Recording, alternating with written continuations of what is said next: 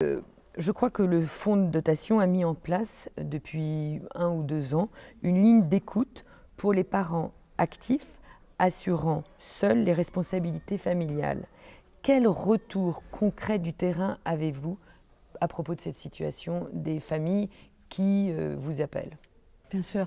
Lorsqu'on a partagé publiquement la création du fonds de dotation, sa stratégie d'agir, c'était une sorte de libération de parole auprès de ces personnes actives, notamment les cadres et les cadres dirigeants. Et en fait, qui se retrouvent dans notre communication.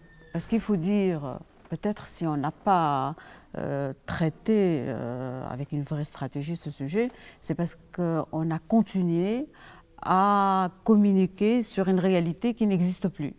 Parce qu'on associe la monoparentalité à des femmes, malheureusement, pauvres, précaires, étrangères, etc. Sauf que la réalité, elle a beaucoup évolué depuis 20 ans. Et ces séparations concernent tout le monde, concernent toutes les classes sociales.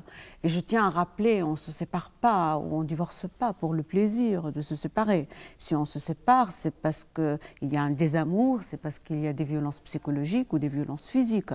Et si on se sépare, c'est pour assurer notre sécurité, la sécurité de nos enfants. On a assuré 2890 aujourd'hui, à ce jour, appels des personnes qui sont actives, principalement des femmes.